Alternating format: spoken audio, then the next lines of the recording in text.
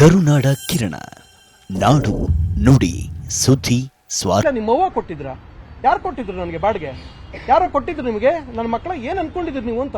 ನೀವು ಆಮೇಲೆ ನೆನ್ನೆ ಸಾಲ್ವ್ ಆಗುತ್ತೆ ಅಂತ ಕಳಿಸ್ಬಿಟ್ಟು ಇವತ್ತು ನೋಡಿದ್ರೆ ಏನ್ ಹೇಳೋರು ಗೊತ್ತಾ? 2000 ಪೇಜ್ ಕುಡಿದು ಸರಿ ಬರಕ್ ಸಾಕ್ಷಿ ಹೇಳಕ್ಕೆ ಇಲ್ಲೆಲ್ಲ ಬಂದಿದ್ದಾರೆ ಅವರು. ಅಲ್ಲಿ ಯಾರು ನೋಡಿದ್ರು ಅವರೇ ಪ್ರತ್ಯಕ್ಷ ಕರಿ ಪ್ರಕಾಶ್ ಅವ್ರನ್ನ ಬನ್ನಿ ಮಹೇಶ್ ಬನ್ನಿ. ಅಂಡ್ ನಾನು ಇನ್ನೊಂದು ಅಲ್ಲಿ ವೆಪನ್ನೇ ಬಂದಿಲ್ಲ ಅಂತ ಹೇಳಿದ್ರಲ್ಲ, ವೆಪನ್ ನೋಡಿದವರು ಕರೆಸ್ತಾ ಪ್ರೋಗ್ರಾಮ್ ಎಲ್ಲ ಇಲ್ಲೇ ಇದ್ದಾರೆ. ನಿಮ್ಮೆಲ್ಲ ಪ್ರಶ್ನೆಗೆ ಅವರು ಉತ್ತರ ಕೊಡ್ತಾರೆ. ಒಂದು ಇನ್ನೊಂದ್ಸಲ ನಾನು ತೇಜವಾದ ಹೇಳಿದ್ರೆ ನಿಮ್ ವೈಯಕ್ತಿಕವಾಗಿ ಇಳಿತೀನಿ ಸರ್. ನಾನು ಯಾರ ಜೊತೆನಾರು ಹೋಗ್ತೀನಿ. ನಾನು answerable for my wife sir. ಹೌದಲ್ವಾ sir? I am answerable for my wife. ಇದು ಕನ್ನಡ ಚಿತ್ರರಂಗ ನಡೀತಾರ ಮಾಫಿಯಾ ನಿಲ್ಬೇಕು. ಆ ಕಾರಣಕ್ಕೆ ಉಪವಾಸ ಮಾಡ್ತಾರೆ ಸರ್. ನಂಗೆ ಹೆಚ್ಚು ಕಡಿಮೆ ಯಾರೇ ನೀವು ಕಾರಣ ಆಗ್ತೀರಿ ಸರ್. ಬಂದು ಸ್ಟೇಟ್ಮೆಂಟ್ ಕೊಟ್ಬಿಟ್ಟು ಪ್ರಥಮ ವಿಚಾರಕ್ಕೆ ಹೋಗಲ್ಲ ಅಂತ ಹೇಳಿದ್ರೆ ಸರಿ ಸರ್. ಇಲ್ಲ ಅಂತ ಹೇಳಿದ್ರೆ ಏನು ಸರ್? ಸರಿ, ದೂರಲ್ಲಿ ಏನು ಉಲ್ಲೇಖ ಆಗಿದೆ ಅಂತ ಹೇಳ್ತೀನಿ. 22 ಜುಲೈ 4 ಗಂಟೆಗೆ ಊಟಕ್ಕೆ ಅಂತ ಹೋದ ಸಮಯದಲ್ಲಿ ದೇವ್ ನಮಸ್ಕಾರ ಬರ್ಬೇಕಾರೆ ನಮ್ಮನ್ನ ಕಾರ್ ಹತ್ರ ರೌಂಡಪ್ ಮಾಡ್ಕೊಂಡಿದ್ದು ನಿಜ. ಅಲ್ಲಿಂದ ಬಲವಂತವಾಗಿ ಅವ್ರು ಇರೋ ಕಡೆಗೆ ಕರ್ಕೊಂಡೋದ್ರು. ಅಲ್ಲಿಂದ ಒಂದು 50 ಹೆಜ್ಜೆ ದೂರ ಕಾಡಾಗಿರೋದ್ರಿಂದ ಅಲ್ಲಿ ಎಲ್ಲ ಕಡೆ ಇದಿತ್ತು, ಗಿಡಗಳಿದ್ದು. ಅಲ್ಲಿ ವೆಪನ್ಸ್ ಜೊತೆಗೆ ವೆಪನ್ಸ್ ಅಂತೀನಿ, ಡ್ರಿಂಕ್ಸು ಮತ್ತೆ ದೇವಸ್ಥಾನದಿಂದ 50 ಹೆಜ್ಜೆ ದೂರದಲ್ಲಿ, ಇದು ದೇವಸ್ಥಾನ ಅಂದ್ರೆ ಅಲ್ಲೆಲ್ಲ ಗಿಡಗಳ ಹಿಂಭಾಗ 50 ಹೆಜ್ಜೆ ದೂರದಲ್ಲಿ ಎಂಡ ಎಲ್ಲ ಇದಾಕೊಂಡು ಕೂತಿರು. ಅವ್ರು ಯಾರೋ ನನಗೆ ಗೊತ್ತಿಲ್ಲ, ಬಲವಂತವಾಗಿ ಕರ್ಕೋರು. ಸರ್ ಅವ್ರು ದೊಡ್ಡ ಹ್ಯಾಂಡು ಬನ್ನಿ ಅಂತ. ದೊಡ್ಡ ಹ್ಯಾಂಡು ಅಂದ್ರೆ ಕೈ ಒಂದು 50 ಅಡಿ ಆಯ್ತಾ 70 ಅಡಿ ಆಯ್ತಾ ನಾನು ಕೇಳಿದೆ. ಇಲ್ಲ ಸರ್, ನೀವು ನಿಮ್ಮ ಸಿನಿಮಾಗೆ ಹೆಲ್ಪ್ ಆಗುತ್ತೆ ಬನ್ನಿ ಅಂತ ಹೋಗಿ ಕೂತ್ಕೊಂಡೆ. ನಮಗೆ ಗೊತ್ತಿಲ್ಲ, ಏನೋ ಮಿಸ್ ಹೊಡಿತಾ ಇದೆ, ಸ್ಮೂತಾಗಿ ಹ್ಯಾಂಡ್ಲ್ ಮಾಡಬೇಕು. ರೇಣುಕಾ ಸ್ವಾಮಿ ಅವ್ರು ಯಾವ ಸ್ಟೇಜಲ್ಲಿ ಇದ್ರು ಆ ಘಟನೆ ಟಚ್ ಮಾಡಿ ಬಂದಿದ್ದೀವಿ ಸರ್. ಅದಕ್ಕೆ ನಮ್ಗೆ ಉರಿತಾ ಇದೆ, ಅದಕ್ಕೆ ಇಷ್ಟೆಲ್ಲ ಮಾತಾಡ್ತಾ ಇದ್ದೀವಿ ಸರ್. ನೀವು ಇನ್ನೊಂದ್ಸಲ ನಮ್ಮ ವಿಚಾರಕ್ಕೆ ನಿಮ್ಮ ಹುಡುಗರು ಯಾರು ಬಂದ್ರೆ ನೀವು ರೆಸ್ಪಾನ್ಸಿಬಲ್ ಆಗ್ತೀರಿ ಸರ್. ಮಗ ತಪ್ಪು ಮಾಡ್ರೆ ಅಪ್ಪನ ಕರೆದು ಉಗ್ಯಲ್ವಾ ಸರ್? ನೀವು ಏನು ನನ್ಗೆ ಗೊತ್ತಿಲ್ಲ ಅಂತ ಹೇಳಿದ್ರು ಅಶ್ವಿನಿ ಮೇಡಮ್ ಟ್ರೋಲ್ ಮಾಡಿದಾಗ ನೋಡ್ತಾ ಕೂತ್ಕೊಳ್ಳಲ್ವಾ ಸರ್? ನೀವು ಸುದೀಪ್ ಅವ್ರು ಟ್ರೋಲ್ ಮಾಡಿದಾಗ ನೋಡ್ತಾ ಕೂತಿಲ್ಲ ಸರ್? ಮಜಾ ತಗೋತಾ ಇಲ್ವಾ ಸರ್? ಅದೆಲ್ಲ ಇದ್ರೆ ಒಂದು ವಿಡಿಯೋ ಮಾಡಿ ಹೇಳಿ ಸರ್ ಕೂತ್ಕೊಂಡು. ಎಲ್ರಿಗೂ ನಮಸ್ಕಾರ, ನನ್ನ ಫ್ಯಾನ್ ಪೇಜ್ ಅವ್ರು ಇನ್ನು ಯಾವುದೇ ಕಾರಣಕ್ಕೂ ನನ್ನ ಫ್ಯಾನ್ಸ್ ಇನ್ಯಾರನ್ನೂ ಟಚ್ ಮಾಡಬಾರ್ದು. ಮಿಕ್ಕಿದ ಯಾವ ಅಯೋಗ್ಯರು ಅವ್ರು ಏನ್ ಮಾಡ್ರು ಬಾಯಿ ಮುಚ್ಕೊಂಡಿರ್ಬೇಕು. ಆ ಅಯೋಗ್ಯರು ಒಳಗೋಯ್ತಾರೆ ಅಂತ ಆಗೋಗಲ್ವಾ ಸರ್? ಬಾಯಿಗೇನು ಸಿಗಾಕೊಂಡಿದ್ದೀರಾ ಸರ್ ನೀವು? ನಿಮ್ಗೇನು ಕಾಮನ್ ಸೆನ್ಸ್ ಇಲ್ವಾ ಸರ್? ಹೇಳ್ತಾ ಇದ್ದೀನಿ ಸರ್, ನಾನು ಪದೇ ಕಣಕ್ಪಾರ್ ಸರ್. ಇವತ್ತು ಥ್ರೆಟ್ನಿಂಗ್ ತನಕ ನೆನ್ನೆ ರಾತ್ರಿ ಯಾರೋ ನಮ್ಮನೆ ಹತ್ರ ಮತ್ತೆ ಹೋಗಿ ಅದ್ಯಾರೋ ಹುಡ್ಕೊಂಡು ಹೋಗ್ರಂತ. ಇವ್ರಿಗೆಲ್ಲ ಏನ್ ಕೆಲಸ ಸರ್? ಈ ನೆನ್ನೆ ತನಕನೂ ಆಗ್ತಿಲ್ಲ. ನೀವು ಹೇಳದ್ ಕೋಪ ಇವತ್ತು ನಿಮ್ಮ ಹತ್ರ ಇಷ್ಟು ಕೋಪದಲ್ಲಿ ಯಾವತ್ತಾರು ಇಷ್ಟು ಕೋಪದಲ್ಲಿ ಮಾಧ್ಯಮದ ಹತ್ರ ಮಾತಾಡಿ ನೋಡಿದ್ರಿ ಸರ್? ನೀವು ಇದನ್ನ ಪ್ರಥಮ ನನ್ನ ಟಾರ್ಗೆಟ್ ಮಾಡ್ತೇನೆ ಮಾಧ್ಯಮ ಅನ್ಕೋಬಾರ ಸರ್. ಈ ಕೋಪ ಅಸಮಾಧಾನದಲ್ಲಿ ಅದು ಮಾತಾಡಿರ್ತೀನಿ. ನಿಮ್ಮನ್ನ ನಾನು ಬಹಳ ಪ್ರೀತಿಸ್ತೀನಿ. Today what I'm because of you people. At the same time ನನ್ನ ಎಕ್ಸೈಟ್ಮೆಂಟ್ ಜಾಸ್ತಿಯಾಗಿ ಮಾತಾಡೋದಕ್ಕೆ ಇಲ್ಲೇ ಕ್ಷಮೆ ಕೇಳ್ತೀನಿ. ಸಿಂಗಲ್ ಆಗಿ ಕರ್ಬಿಟ್ಟು ಸರ್, ಸಾರಿ ಬ್ರದರು ಹಿಂಗೆ ಮಾಡಬಾರ್ದಾಗಿತ್ತು ಅಂತ ಹೇಳಲ್ಲ. ನಿಮಗೆ ಎಲ್ಲಿ ಬೇಜಾರಾಗಿದೆ ಇಲ್ಲೇ ಕ್ಷಮೆ ಕೇಳ್ತೀನಿ. ಕರ್ಕೊಂಡು ಹೋದ್ರು, ಕೂಡಿಸ್ಕೊಂಡ್ರು ಸರ್. ನಿಮಿಷ ಕರ್ಕೊಂಡು ಹೋದ ತಕ್ಷಣ ಕೂಡಿಸ್ಕೊಂಡ್ರು. ಕೂತ್ಕೊಳ್ಳಪ್ಪ, ಯಾರು ಇವರೆಲ್ಲ ಯಾಕೆ ಮಾತಾಡ್ತಾನಂತ? ನಮಸ್ತೆ ಹೇಳಿ ಮೇಡಮ್. ಸರ್ ಮೇಡಮ್ ನನ್ನ ಹೆಸರು ಪ್ರಥಮ್ ಅಂತ. ಸರ್ ನಾನು ಪ್ರಥಮ್ ಅಂತ. ನಿಮ್ಮ ಹೆಸರು ಅಂತ ಹೇಳಿದೆ. ಒಂದೇ ಯಾರು ಅಂತ ಕೇಳ್ತಾ ಗೂಗಲ್ ನೋಡು ಗೊತ್ತಾಯ್ತು ಕೂತ್ಕೊಳ್ಳಲ್ಲ ಅಂದ್ರೆ ಈ ಟೋನ್ ಸ್ವಲ್ಪ ನಂಗೆ ಇರಿಟೇಟ್ ಆಯ್ತಿತ್ತು. ಅಂದ್ರೆ ಅವ್ರು ಹೆಂಗೆ ಮಿಮಿಕ್ರಿ ಮಾಡ್ತಾರೆ ಅದೇ ಮಾಡ್ಬೇಕಲ್ಲ ಸರ್? ಅದೇ. ಸೊ ಅವ್ರಿಗೆ ಕೂತ್ಕೊಂಡೆ. ಅದಕ್ಕೆ ನಾನು ಯಾರು ಗೊತ್ತಾ, ಏನೋ ಭಾಳ ಮಾತಾಡ್ತಿದ್ದೆ ಅಂತ ಲಾಸ್ಟ್ ಇಯರ್. ಏನು ಮಾತಾಡಿದೆ ಸರ್? ಏನು ನಮ್ಮ ಬಾಸ್ ಬಗ್ಗೆ ಮಾತಾಡ್ತೀಯ ಸರ್? ಯಾವ ಬಾಸು ಸರ್ ಅಂತ ಕೇಳಿದೆ.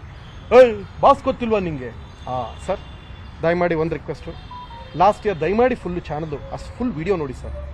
ಮುಚ್ಕೊಂಡು ಕೇಳಲ್ಲ, ನಾನೇನು ಹೇಳ್ತೀವಿ ಕೇಳ. ಈ ಟೋನ್ಗಳಲ್ಲಿ ಶುರುವಾಯಿತು. ಅಂದೆ ಸರ್ ಏನಾಗಿದೆ ಅಂತ ತಿಳ್ಕೊಳ್ಳಿ. ನಾನು ಹೇಳಿದ ಫುಲ್ ಸೆಂಟೆನ್ಸನ್ನ ಬಿಟ್ಟು ಅದಷ್ಟು ಮಾತ್ರ ಕಟ್ ಮಾಡಾಕೋರೆ. ನಾನು ಹೇಳಿದ್ದು ಅಂಧಾಭಿಮಾನಿಗಳಿಗೆ ಮಾತ್ರ ದೊಣ್ಣೆ ಕೊಟ್ಟರೆ ಒಡೆದೋಡಿಸ್ಬಿಡ್ತೀನಿ ಅಂತ ಹೇಳಿದೆ. ಏನು ಒಡೆದೋಡ್ಸೋದು ಇಲ್ಲಿ ತಂಗ ಬತ್ತು. ಅಷ್ಟೊತ್ತಿಗೆ ಒಬ್ಬ ವೆಪನ್ ತಂದು ಕೊಟ್ಟ. ಒಂದು ತೊಗೊಂಬಂದಿಟ್ರು. ನನಗೆ ವಾತಾವರಣ ಹದ ತಪ್ತಾ ಇದೆ, ಹಿಡಿತ ತಪ್ತಾ ಇದೆ. ಇಲ್ಲಿ ನನಗಾಗ ರೇಣುಕಾ ಸ್ವಾಮಿ ಟುಪ್ಪಕ್ಕೂ ಪಾಸಾಗಿ ರಪ್ಪಕ್ಕೂ ಹೊಂಟೋಗ್ಬಿಟ್ಟ.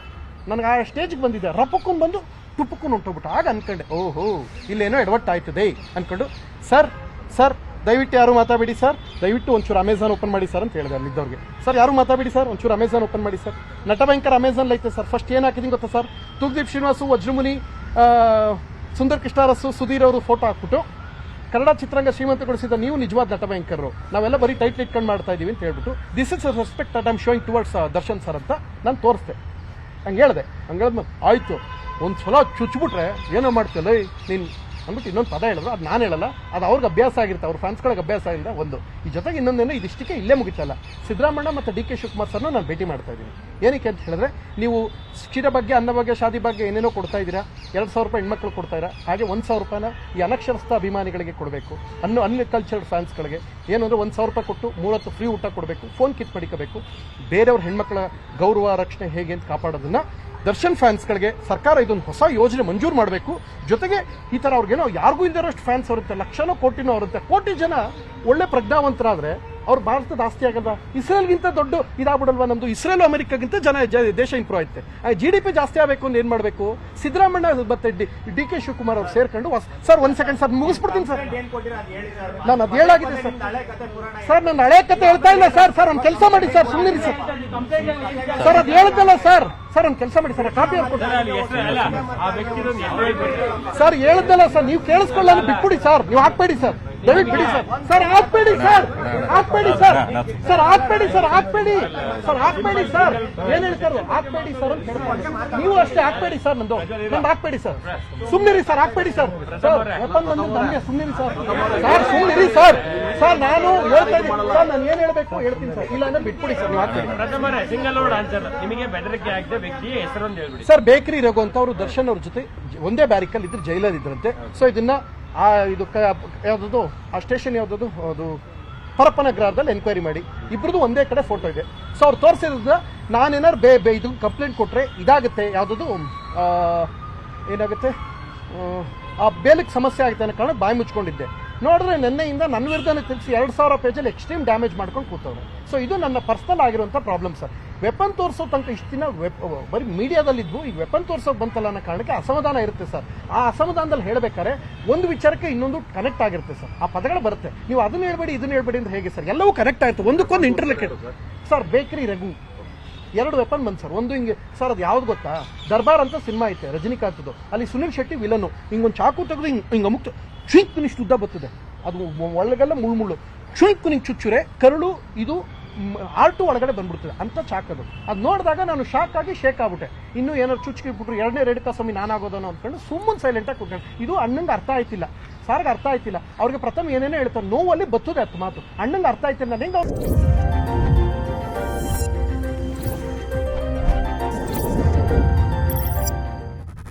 ಕರುನಾಡ ಕಿರಣ, ನಾಡು ನುಡಿ ಸುದ್ದಿ